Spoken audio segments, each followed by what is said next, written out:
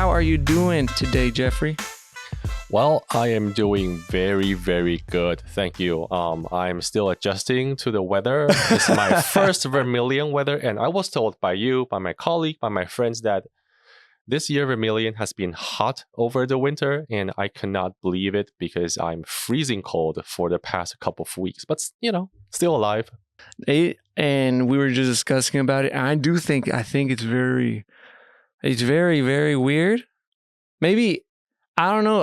I think it's probably a good thing for you because now maybe it's the same thing. Like, hey, now, you're getting only like the warm parts so you can get acclimated every year because it probably might get worse. But yeah, this year has been very, I guess, warm. I'm telling you, like last year was just insane. And then the year before was horrible. And then horrible. First year, I'm telling you, Jeffrey, first year. So it was 2020, September I got here. Yep. It snowed. Okay. It wasn't cold. Okay. It snowed, but it wasn't like, negative something. Okay. The following year, it was cold. It didn't snow that much, but that's the first time I felt like negatives. I'm like, whoa, right. That's different. Then the following year, it was cold and it snowed. And I was like, okay, that's like the worst combination. And then last year, it snowed, it was colder, but it was way worse. Okay. So that's why this year I'm like, every year gets worse. But this year it's actually there's very little snow and it's not as cold, according to you guys. Yeah. So that's why I actually ran like these past a few days or a few weeks. I was actually kind of enjoying it because I'm like, I'm just so prepared for that snow. But it's been okay. I don't know what happens February. I'm scared. Fingers crossed because I don't want to cancel any classes due to inclement weather. Yeah, and I don't want to cancel my future travel plans because of the snow or, harsh weather. What travel plans do you have? So I have a couple of conferences in February and March. I don't think the weather will influence my March schedule though, but yeah, hopefully things are good. Oh, I got a question since you are a professor. Well, I got to introduce you so this one, usually, and we were just talking about this, usually on a second round. Okay. I usually get the person maybe like, months later, like 6 months or something like that.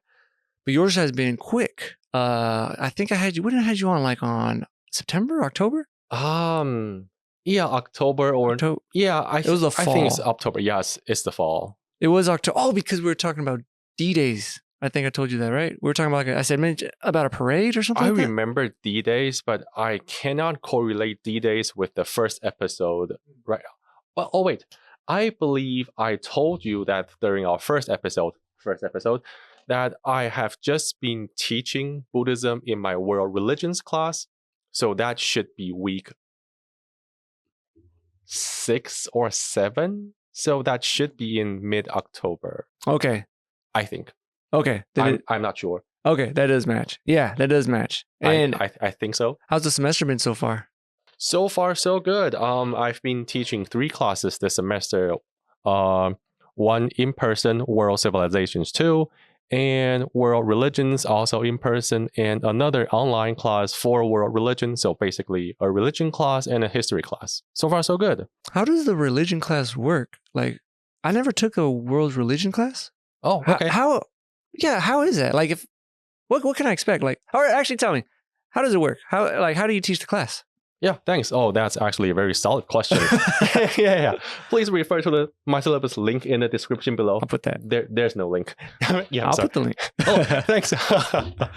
Yeah, so I approach religion from a non-Western tradition, basically. So firstly, we will quickly go through the 3 Abrahamic religions, Judaism, Christianity, and Islam. We will talk about Islam next week, though. And I will use those contexts to establish the frameworks in the academic study of religion because students are mostly familiar with Western or Abrahamic religions.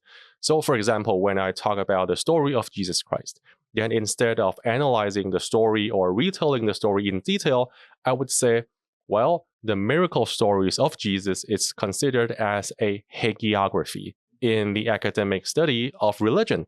Then I will use this term hagiography and parallel this from Christianity, for example, into Hindu hagiography, Buddhist hagiography, or Taoist hagiography. So students will understand without knowing Eastern religions, oh, we are talking about miracle tales from a prominent figure in a religion without having diving into the religion itself. So after the first 3 weeks of establishing frameworks in Abrahamic religions, we will then use the frameworks and expand into 4 Eastern or non-Western religions. They are Hinduism, Buddhism, Confucianism, and Taoism. We are establishing the same framework, but for different content. Okay. Is it?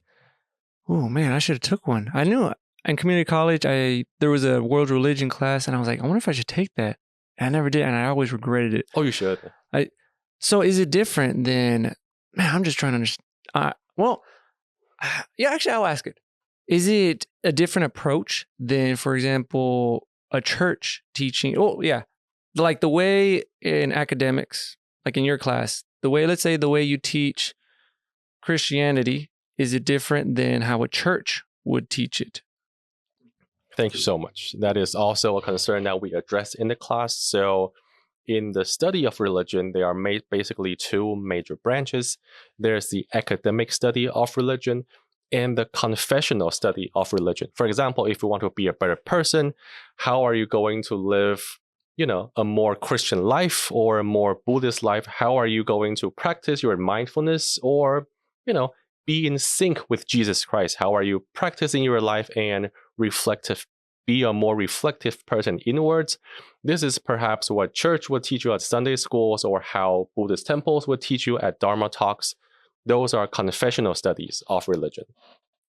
And in class, especially here at USD or other higher education in the US, we focus on the academic study, which is to look at different religions through an objective mindset without diving into so much of personal empirical experiences that, just because I'm a Buddhist, I despise all other religions out there. Yeah, that is not the approach. We're trying to be respectful to understand how the basic who, what, where, when, why of every single religion. And so students have a very basic understanding of how every religion works. Yes, basically. That I do agree. Very basic goal. Not to be so complex about a simple world religions course, because they are more advanced and topical course in religion that we may offer at USD in the future. Okay. Yeah. I do agree. Yeah. It's going to, and you know what? So lately, I want to say maybe this year, but I think it's been more after we had that episode. Lately, I've been diving deep. So I'll give a little bit of background, and actually, what's also strange? So whenever this episode is aired, I think I've had like this little mini religion series, because I've had talks with some of my guests have been like different pastors and a priest, because same thing, and because still it's really, really new to me. There's like, even though they're Christian, like it's Christianity, but there's different denominations. Yes. And even though they have the same book, there are still like there's differences, like on what they believe or the culture or the traditions. I'm like, oh snap! So it is very different. Yes, it is, and it's not. But I'm like, now I could capture it. A little background about me. I won't go too much into it because I kind of say, and I'm an honest guy. I try to be honest, and I'm not scared to say what I say. So I grew up Catholic. I think I mentioned that before. So I grew up Catholic, but I didn't know about anything. We never read the Bible. We just we went to church on Sunday. I actually never paid attention. I always got sleepy, but we would go on Sunday. I guess I don't know if it's a common thing. They go on Sunday, but that's it. I was never like really into it. It wasn't taboo to talk about it. Okay. But like in my family, we rather just not talk about it, religions, because I think my dad mentioned that. Was it my dad or was someone else? They said that, religion could cause a lot of conflict, which can be true depending how you talk about it. Yeah, I understand the sentiment. Yeah. So after that, I want to say in high school, after high school, when I was in my community college, I took a philosophy class. Okay. And my professor he said he was atheist, he said he would not push his views or nothing. He's just Right. saying this is what, well, it's just philosophy. And hey, when he mentioned religions, but he would say like there's different areas in the world, different religions, different cultures. It's very, very difficult to say, hey, this is the right one, this is the right one, this one. So I got a little more open-minded. Basically, after that, I wasn't, actually, if I'm being honest, I guess I turned myself into either you say atheist, agnostic. Usually, I don't know what it is, but people would say, if you see like movies when they over exaggerate it, it's always like something horrible happened and they're angry at God and they say, I don't believe. That never happened to me. I just didn't. I wasn't angry. I didn't say this. I was more curious because I started watching more videos on, because YouTube and everything's popping up. And I started learning about different things. And I'm like, oh, so this is what it says, or this, or oh, this. Then I came to South Dakota. Okay. I went to, now they're good friends. Heidi, I mentioned her. She invited us to church. I was very hesitant because I looked it up and it said it was an evangelical church. And this is the first, I'm like, oh, evangelical, what's evangelical? And I looked, well, same thing. I had my information really wrong, but I thought it was the people that were like saying, they have signs saying, hey, you're going to burn in hell if you do this. So I was very hesitant. Well, that's the church I go to now. Everyone's nice, this and that. But lately, like I was talking to actually our new assistant our new pastor or assistant pastor at our church at Hillside, and we were talking about this, and I was being honest. Said, I like this stuff. It's very cool because I'm learning. Because I never learned it. Like for example, just the Bible, I never knew about it. So when I go to these studies, I'm learning about the stories, but I have a different mindset because I'm not looking at it saying, oh, this is true. I'm looking at it saying, hey, this is like the lore. Like if I read a book, I'm putting myself in the world.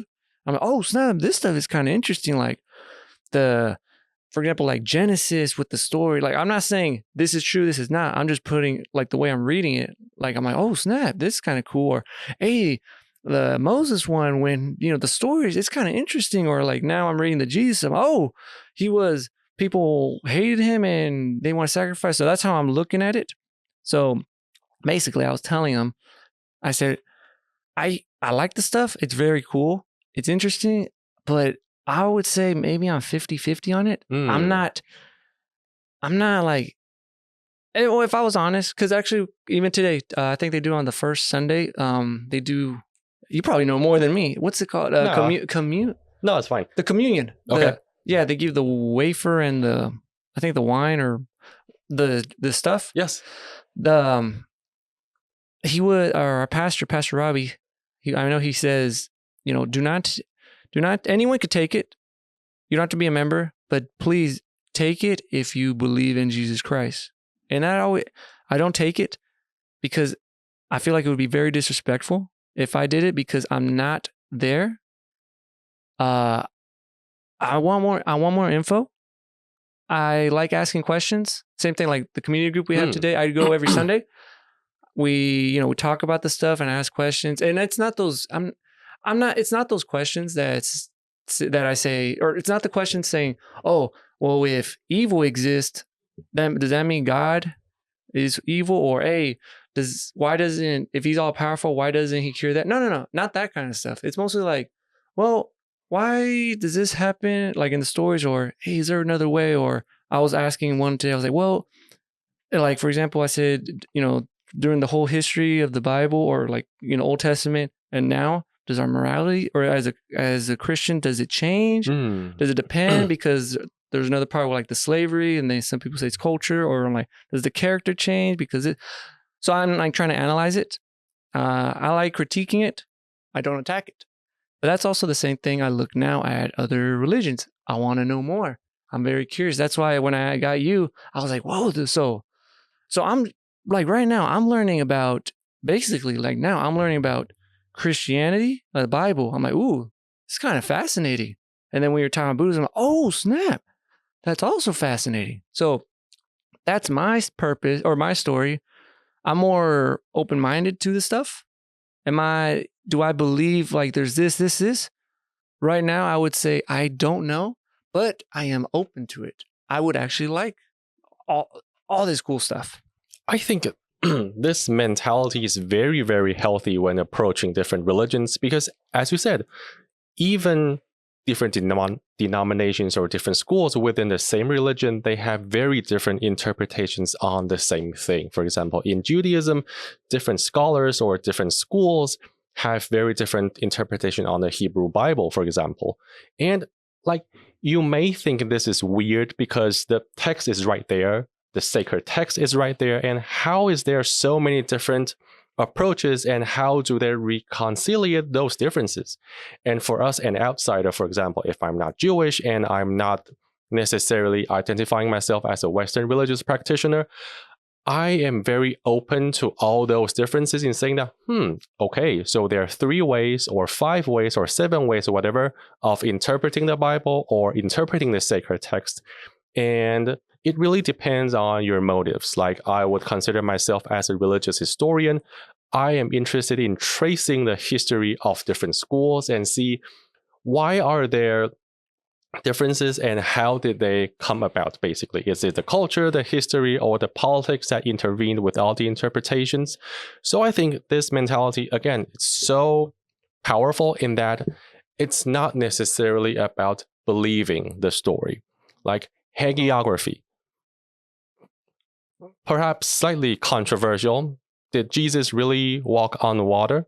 Or in the Buddhist perspective, did the Buddha really perform the X, Y, or Z that are not physically possible? Well, there's 2 sides of this question. If you consider yourself as a practitioner, it doesn't matter whether the hagiographies or those miraculous tales are true or not. It is an inherent part of the religion that you basically just worship. However, if you're an outsider or if you're a scholar who tries to analyze this from an objective opinion, for me, instead of arguing, well, Jesus Christ did not walk on water, that is basically not possible, I would say, why does the hagiography story have to craft it in the sense that Jesus have to walk on water? Can he perform something else like fly around like a Super Saiyan from the Dragon Ball series? Or, right? So all stories have to come with a cause, and this is of my interest to decipher the cause instead of focusing on the veracity of the story. So it's not really about believing, but understand the making of different stories and traditions. Yeah. So lately, I had this. This is the library. They're not a sponsor. I wish they would. I'm just playing. But I wish you would. There's a book that I got, and I'm reading it, and it's called, if I remember right, I think it's called God. I can't believe I'm reading it. I don't know exactly what it says. Just God? No, but it says, I think it's called God, the history of God, something like that. Man, I cannot believe it. I need to go back on it. But it's very fascinating because it's talking about why religion came to the world. But it's also not, it gives different perspectives. It's talking about, is it like an evolutionary? But like what kind? Is it just traditional? Does it help? I think maybe that's why I'm also curious. I'm like, because there's different religions everywhere, but why did it arise? And why do we still have it? Is there like a reason behind it? Like, this is such a deep question that I believe is totally out of the scope of today's podcast. But basically, in my class for the first lesson, I would talk about what is religion and perhaps why religion. And I would tend to decipher it as having students try to answer what exactly is the holy or the sacred means to you. So for many scholars, they are scholars from different fields, actually. For example, there is Sigmund Freud, and there's Rudolf Otto, and there's Emil Durkheim. They're, from sociology, from history, from politics, from neuroscience, etc. Many of their researches have been about utilizing their own knowledge to discuss the coming or the making of religion. And there are multiple themes that I cannot summarize right at the moment, but a common thing that I have been encountering with, at least from my personal interest, is people as a collective consciousness, if you will. Usually they don't have a full understanding of their own surroundings. If they look at something that they don't understand, especially in the primitive times where education is not as prominent, they would regard this as something or some phenomenon that is totally beyond their control.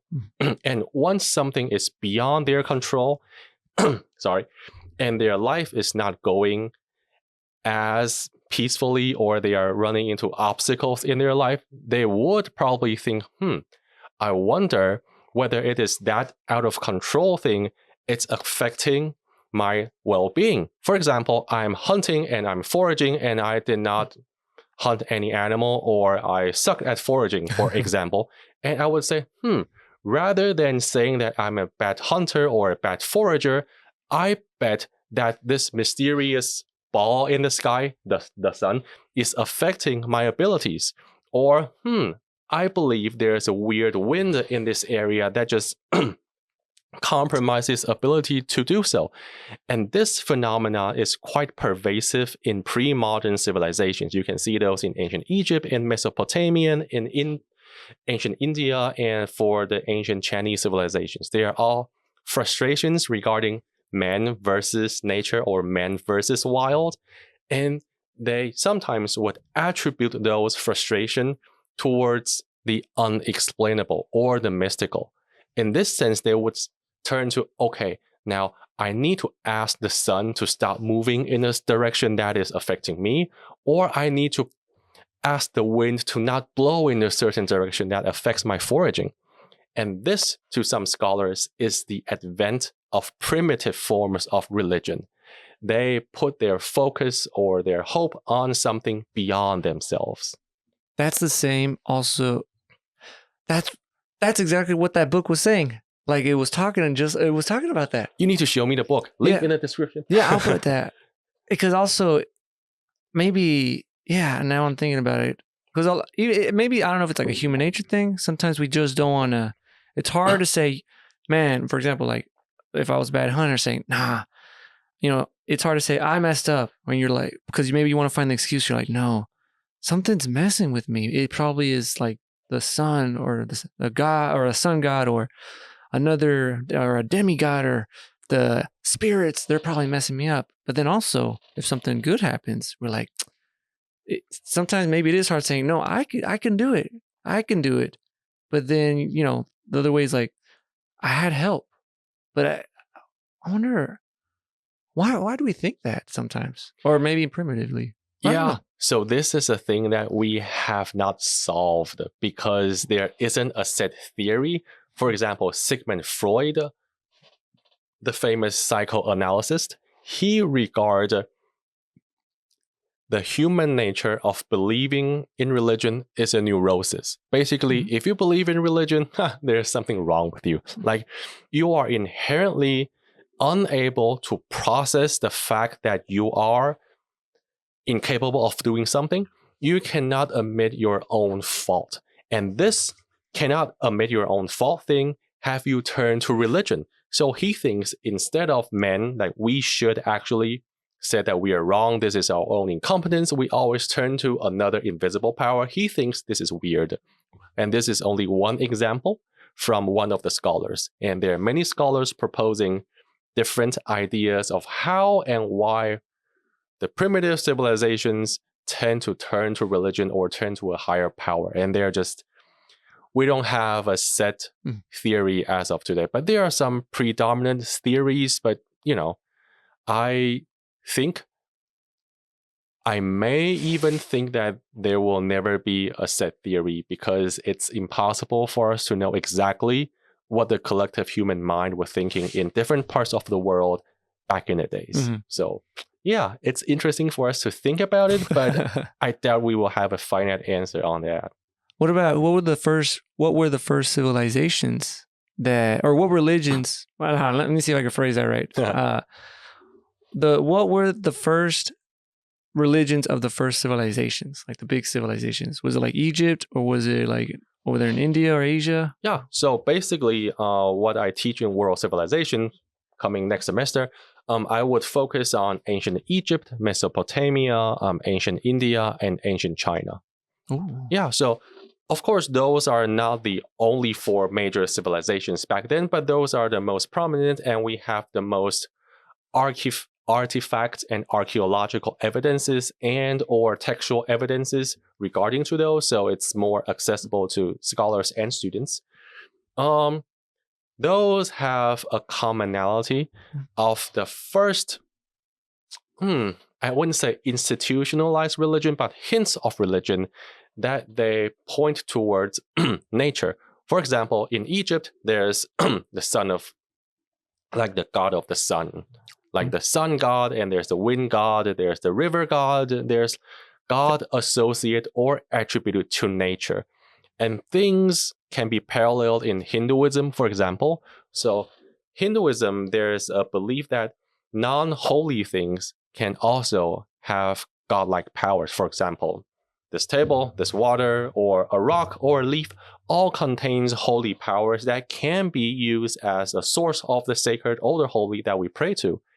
And in the ancient Chinese civilization, there is Confucianism or Taoism that basically mankind try to attune ourselves with nature. Hence the idea of feng shui, that we want to live in such a way that is in perfect harmonization with nature. So, it's all about man versus nature instead of man versus, I don't know, a tall building or, yeah. The nature, because tell me if I'm right. Tell me if I'm getting the right idea, because we want to be, is it because like us humans, we want to be in control, and if something is out of control, I guess it kind of scares us, saying no, something's wrong. We have to be in control all the time. That's why this isn't going well. Well, it's not. It's because something's doing it. Is it? Am I thinking something like that? I think so. And perhaps more important is that nature, or all the things in nature, are in immediate contact with us, especially more so for primitive civilizations. Like, there's no shelter or like tall buildings to block you away from the heating sun or the strong wind. So you will feel those immediately when you're just outside experiencing the nature. So it's a quick response for you to spot something irregular, basically. Okay. Yeah. Now, Jeffrey, this one's going to be more personal. Please do. So I said, from my eyes, you're an expert. No. I don't know this stuff. I can barely read like the Bible, but you're an expert on religion. That's what my view is. So why are you Buddhist? Why Buddhism? Why not Christianity? Why not Hindu? Or why not like the Egyptian or Greeks? Why Buddhism? On the topic, I think Egyptian religions are really cool. Like, imagine, hey, what's your religion? Oh, I believe in the sun god in the mystical Egyptian empire. Wow, so cool. Raw. Yeah. I mean, some primitive pyramid religion. That's cool. Okay, so I have two portions of this answer, and I would attribute my answer 99.9% to the first answer, which is because I was heavily influenced by my family. Born and raised in Taiwan, my family, my parents were Buddhist temple volunteers when I was a kid. So I am very familiar with being of my presence at Buddhist temples. And I also volunteered at Buddhist temples for a variety of events. So I got acquainted with the religion, and I thought, this sounds good. So, I did not have much thought before diving into Buddhism. And this basically accounts for 99.9% of my rationale of becoming a Buddhist.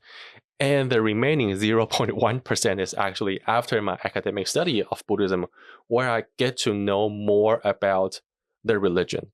And the most fascinating thing to me about Buddhism is that it does not actively tell you that all evil should be eradicated, or we should not grind our asses on that language. We should not grind our asses on a daily basis just to make ourselves a better and better person by eradicating bad things or the evil.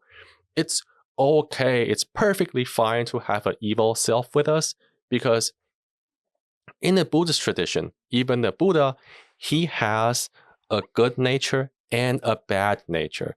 It is the combination of the coexistence between a good side and a bad side that makes the Buddha, which is the bad side that makes the Buddha enlightened and created the entire religion. So I like their interpretation of the worldview, that this is not a perfect world and we are all here to suffer, and it is exactly this suffering that would lead us to an eventual liberation in the Buddhist perspective. This is what I really like. Okay. Tell me if this is true, because you have more knowledge about religions. Because the only religion I'm not even an expert. I'm more familiar with it. Is just right now with the Christianity, because I'm trying to learn about it. So it's like the only thing. Yes. Tell me if this is true with other religions or not. One thing that I've heard about, they say Christianity. This is what they say, or maybe this is what I get from it. They say that please. Christianity is the only religion, I believe, that doesn't focus on your works. Is that true? Yeah. What do you mean? When they say that, they, like, for example, let's say they compare with another religion, saying, well, for example, to get to heaven, you have to do all these nice things, kind of like have like a balance. Okay. These, you have to do all these things to reach it. And then they say in Christianity, you do not have to do that. You don't have, that's why they say it's not based on works. But is that true? Okay, so this goes all the way back to the beginning of the podcast, where you said about there are different interpretations on the same topic within a religion. So your question is very important, and it marks the word of predestination. So whether you believe in your life is predestined. So there's actually two different branches. Well, not two different branches, but two different beliefs, even in Christianity, thinking that we can be born in the world and be better and better and just go to heaven. And the other thing is, we don't need to do anything, because all of our future is 100% predestined before we were born. So there's nothing basically you can do. You just be here, and everything you do, good things, bad things, were already written down on a mystical book somewhere. And this aspect is not super common of the distinction between whether life is predestined or not. Buddhism also speaks about this, but not so much in other religions, that predestination is relatively not as common. Okay, interpretation. And another thing, when I asked you about why are you Buddhist, and I like that answer you told me, the first one, when you said it's a family thing. Yeah, it's influence. And then I always wonder that too, because if I was born in the Middle East, would I would probably be more influenced on that. Or if I was born in India, maybe I would be Hindu. Or if I was born back in the day with the Greek gods and Roman Empire, would I believe in that? And then maybe that's why, for example, like over these past few years, me getting more knowledge, like for example on the Bible, I think I'm like, is it because am I learning it because, let's say, God is trying to God is putting it in me, or is it because I'm just more influenced because I'm surrounded by people that you kind of get it. Okay, wait. So let me rephrase your question. So I think there is a hidden agenda to your question, whether, please correct me if I'm wrong. Sure. Though. So are you asking that, is there like a destined religion for everyone else? It's like, are people born to be believed in a certain religion or not? Is it predestined that I will always be a Buddhist no matter where I was born? Even if I were born in the Middle East, will I still turn to Buddhism eventually because it is my destiny? Yes. Sort of. Yeah. Right? Let's go with that. Yes. Would it be? Yeah. I have a strong opinion about this because I do social history. As a historian, I believe the power of social influence. Like, if you're born and raised in Taiwan like me, it's very, very unlikely. Well, it's still very possible, but relatively a lot less likely that you will be born and raised into an Islamic household or a Jewish household, because there isn't a prominent Western religious population in Taiwan. Is you are either a Buddhist family, a Confucian family, or a Taoist family in Taiwan, and the same goes for here in the US. It's unlikely that you are born and raised as a Buddhist. Well, if you live in New York or California and you happen to live in like a prominent Asian area, then probably. But for example, here, South Dakota, probably not. Like, we only have yeah. I mean, so influence is very important, especially that is a family that you are born into without any prior knowledge, because you're a baby. You don't know anything about the world, let alone religion, let alone the religion of your personal choice. And this, for me, it's difficult because as a scholar and practitioner myself, I would always wonder, would I go for Buddhism if I accumulated the knowledge that I have about religion now 32 years before the year when I was born? If I was born into the world with all knowledge in the religion, will I still choose Buddhism regardless of my parents and my household? I am not sure. I am not sure. And we'll probably never know that, right? Well, like yeah, that's right. Because I always think that too. I always wonder if I had more knowledge about, like, if I knew all the knowledge of all, each religion, and I had like a clean slate back then, and there was no influence, which one would I pick? Does it even matter? Those are some of those like philosophical questions I always wondered. But maybe, I don't know, maybe we won't know. Maybe we'll never know. And I think those are super important because we are not just scholars, like, we are more than scholars doing religion, but we are also practitioners. So, well, that's just me. But you know what? A part of me, my practitioner side, thinks that every person is sort of destined to their own religion. They will just click. For example, this is me being a Buddhist practitioner, Jeffrey, now the professor of Buddhist studies here. In Buddhism, there is a specific sutra called the Great Compassionate Sutra. And it was pretty short, and the text was written in Chinese.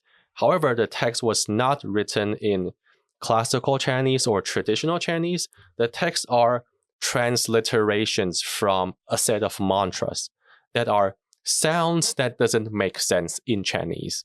Like, those are random mixture of syllables that are written in Chinese because they are transliterated from another language. So those words do not make sense to me. However, when I was exposed to this sutra for the very first time, I feel that I have somehow read this sutra before. And I have asked my friends and family, and they all said there is a steep learning curve in reading this sutra because all the characters are ultra rare and the combinations are not making sense. And I can memorize the sutra just by reading it a couple of times. So this, you gotta believe that, I know that I'm a Buddhist and I believe in reincarnation.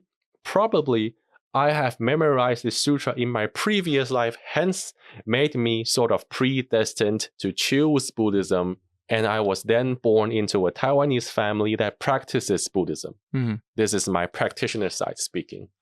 I want to go more into Buddhism because that's the whole reason you're here. I want to dive into it. Please do. One thing that people were asking me, they wanted to know more about, is the reincarnation, rebirth, but also because you could, and correct me, because I don't know if it's, because even I don't even know, because there's the only type of, I guess, rebirth or reincarnation I know now is there's one in Buddhism and then there's one in Hinduism. How different are they? and what are those main differences? Okay. The main difference, I would say, is that Hinduism is more focused on the process of reincarnation itself. It says because in ancient India, there's a very prominent caste system. So there are different social classes. And only by being a good Hindu practitioner, then can you ascend through different social class. So you upgrade yourself from a slave to a not slave, and from a not slave to a rich farmer, farmer to a ruler, and ruler to a religious practitioner. Kind of like leveling up in a video game, like one of those roguelike video games. Yeah. So like after you die, all of your stats are washed off. Yep. However, you still memorize your like abilities from your previous run, even though you died. So you accumulate and you become better and better and quicker in evolving yourselves, basically. Hinduism focuses on this process because they want to have more practitioners in their religion, because, this is like an enticing method. Well, if you don't want to be a slave anymore, practice us. You can be a better self and not be a slave for the next, not next semester, but for your next life. And in Buddhism, they also heavily influence on the process itself, but more of the portions were actually made in depicting what's after the reincarnation process, which in the Buddhist tradition is called nirvana, the state of ultimate release, that people or all living beings, all sentient beings, are free from the reincarnation cycle. They will no longer be recycled again and again and again. They are just free from the entire process. Okay, there it is. I was going to ask because I was thinking, how do I phrase this question without offending a lot of people? Because I'm not attacking anyone. Because what I wanted to ask is, like, from your view, we're just comparing. I wanted to, because of the reincarnation, rebirth, I wanted to compare like the Hinduism with Buddhism on that part. Like, what would you see as, as a Buddhist, this is the way I'm trying to phrase it. I don't want to say the problems, but the cons of. I understand. Yeah. So a lot of students have been asking me, so would you say that Buddhism is a better version of Hinduism? And I was like, well, are you familiar with the three Abrahamic religions? There's Judaism, the earliest, and Christianity in the middle, and Islam at the latest. Would you say that Islam is the best of all three religions because it's the latest and it assimilates all Christian and Jewish ideas? And Judaism, their Hebrew Bible was called the Old Testament from the Christians, where Christians call themselves the New Testament. So would you say in this case, Christianity is more evolved and more complete than Judaism? Well, no, but it really depends on what kind of aspects are you trying to come in. Well, in terms of, for example, the completeness of the texts, well, Christianity does have more text than Judaism, and perhaps Islam have more because they assimilate and accumulate more from previous traditions. So yeah, they are more complete. They have more things to talk about, but this does not make them better. And the more important thing is they've focused on very different social, historical, and political backgrounds, and they have their own agenda in pushing things. For example, in Hinduism, what they are most worried about is the caste system and their social structure. Not for Buddhism. They are founded or established under two completely different scenarios. That it is unfair for us to say that, just because Buddhism focuses on the result more than the process, it means that Buddhism is more evolved in constructing the reincarnation process.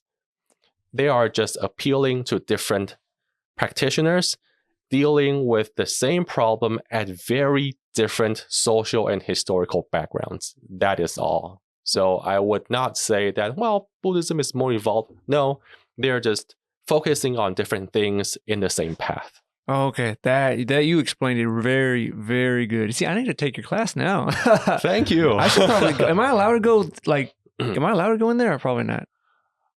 I don't see why not. The room is not locked or. I might check it out. Oh, now let me go back to it. Yeah, sure. So the split because it's correct me if I'm wrong on this stuff. No, So no. Buddhism came from Hinduism. Am I kind of getting that right?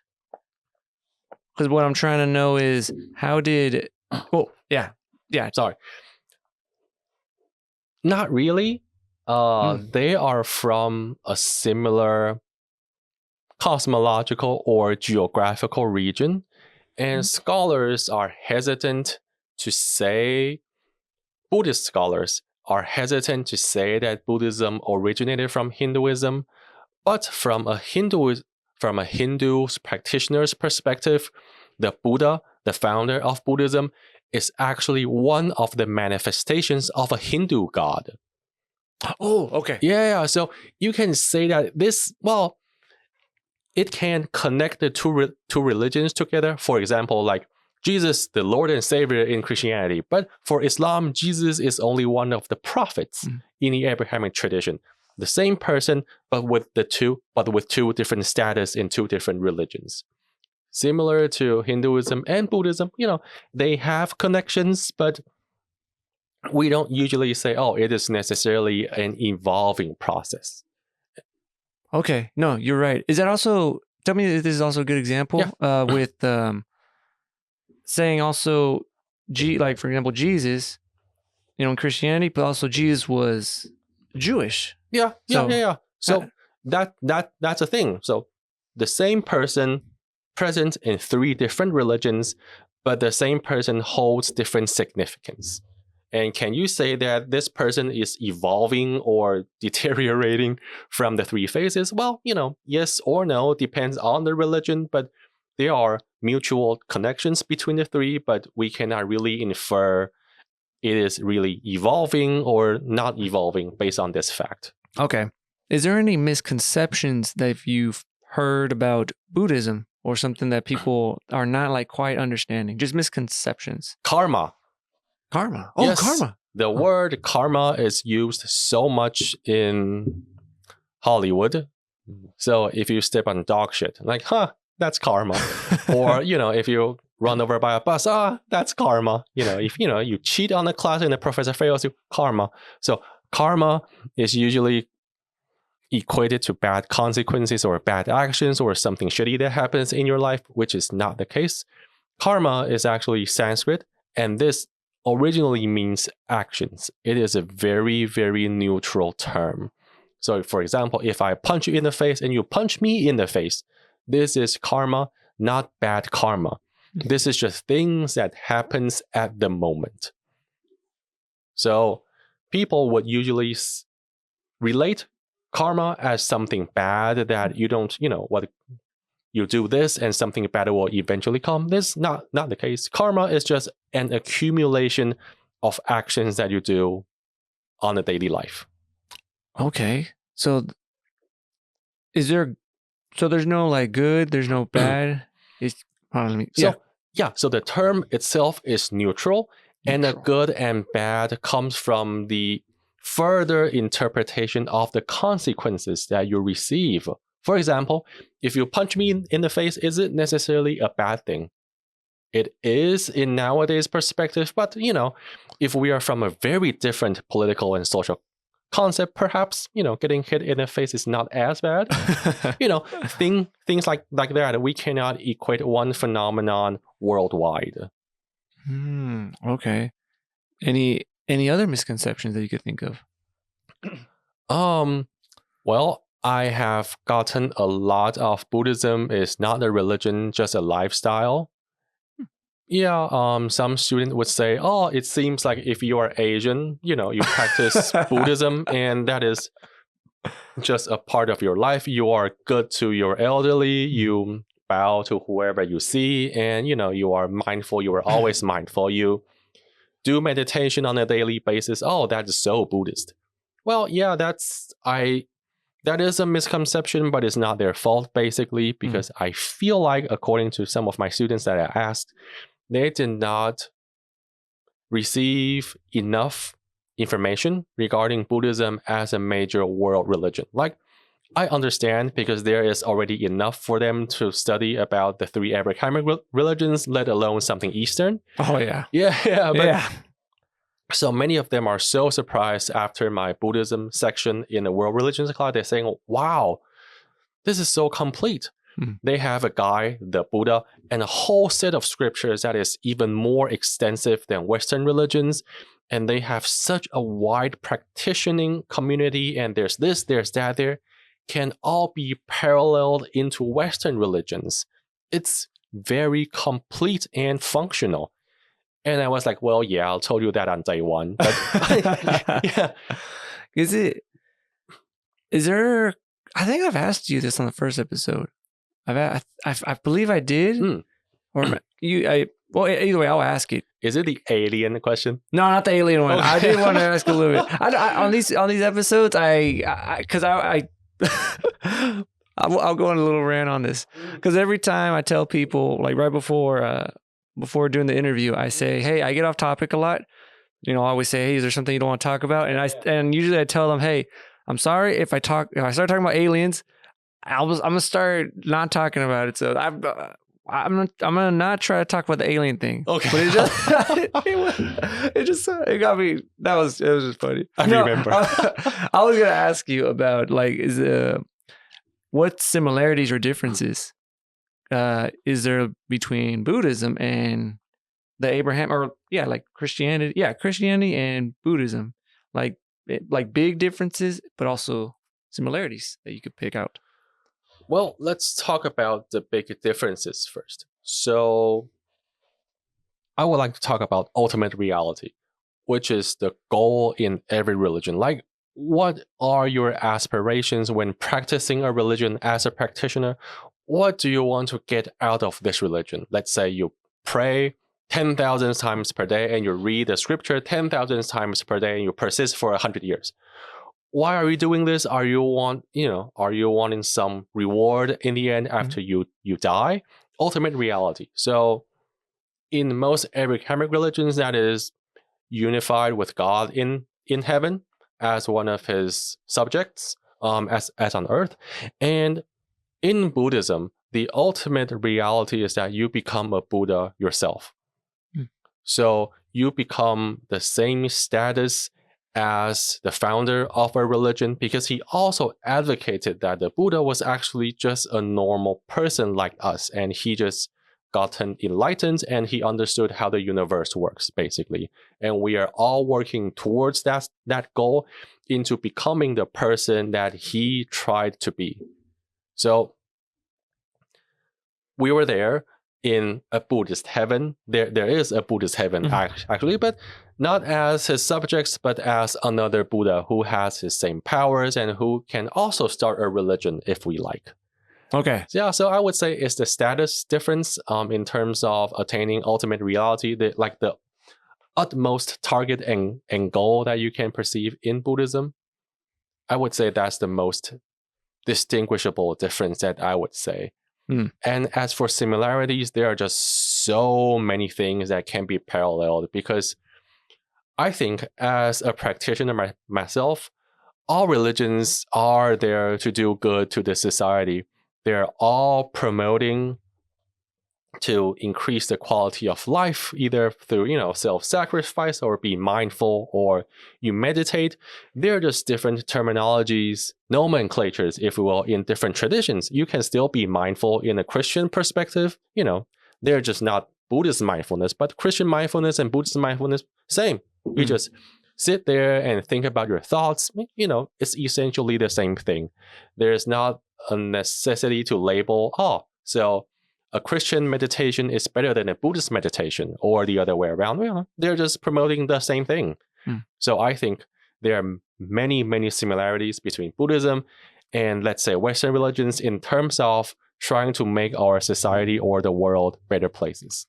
And what about morality? So this is one question that people have been asking me. They're like, and they are curious because, I'm going to say I'm not an expert on Christianity because I'm learning this stuff. So what they've been saying is, and I'll ask them, I'll say, hey, did I get this right? I probably got it wrong, because I'm actually wrong on 99% on everything. For example, on Christianity, I think if I remember right, they say for them, they get their morality, I guess, from God. Sure. And when I ask what about like atheists? Where do they get their morality? They're like, because I would think, I thought we get our morality like from, I guess, I don't know, our parent, like society, stuff like that. Maybe that's what I think. Because in my mind, let's say for me, there is, for example, like the Christian God, Abrahamic God. Yep. And he has these rules, hey, don't kill, don't do this because it's wrong. I'm like, sure, that's fine. Now, let's say on my side, there isn't a God. I would still think killing or doing this is wrong. So I guess I don't even know what my morality. I don't know. I feel like for me, morality, like I think I do it. I don't do this stuff because I know it's wrong. But I guess from a Buddhist perspective, why do you not do like bad things or try not to do it? I don't know. I'm going too deep, I think. No, that is an excellent question. So similar to Abrahamic religions, Buddhism, or if not all Eastern religions, have their own set of rules and precepts that you need to adhere to if you identify yourself as an Eastern religious practitioner. It's the same. For example, in Buddhism, there's the so-called 5 precepts. You should not kill. You should not steal. You should not do sexual misconduct. I have to memorize them in Chinese. And you cannot speak in false language. And you cannot do alcohol or indulge in toxic intoxicants, basically. So there's a set of rules in religion.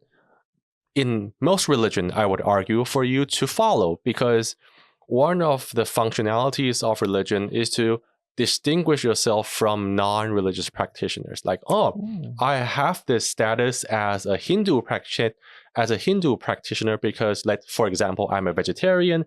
I don't do this, I don't do that. I do this and I do that every day. Are you doing those? I don't think so. Things like that.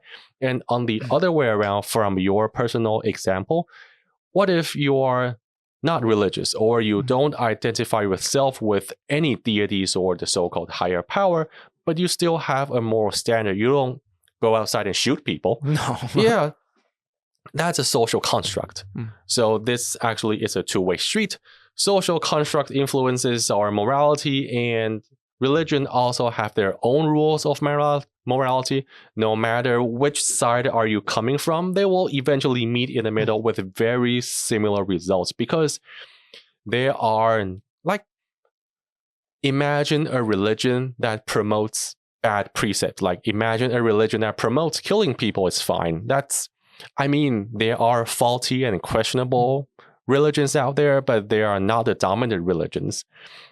The common themes or regulations should be pretty similar as a social construct understanding, that is the consensus between our society.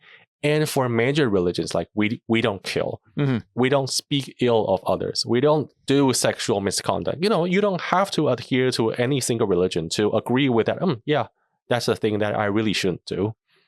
It's a combination that evolves between the social religious landscape for many, many, many years. Man, and then throughout history, because it's been like that throughout history, Jeffrey, why can't we all get along? Is it, because basically, like how you were mentioning, like about the rules, it looks like almost like every religion has almost, hey, try to be good, don't kill, don't, be a good person. But throughout history, like why is there like such conflict? Why is that? Beats me. So, well, that is the main thing that I want to promote in my classes, not just in my religion class, but also in my world civilizations class. I want students to understand that there are differences in different cultures, and it is fine to have those differences. It would be weird if our entire world looks exactly the same after so many years of evolution. There got to be differences. And why is there a difference is something that we should be concerned, instead of trying to say, I don't like this, I don't like that. And your question, it seems pretty obvious, so many religions or so many histories, their patterns can be paralleled. Their like functionalities or their topics are very similar. So if that is the case, there is an Islamic morality, there's a Buddhist morality, Confucian morality, Islam. We have said Islam, a Jewish morality, for example. Those are all very similar, but why are there people trying to fight so viciously about minute differences?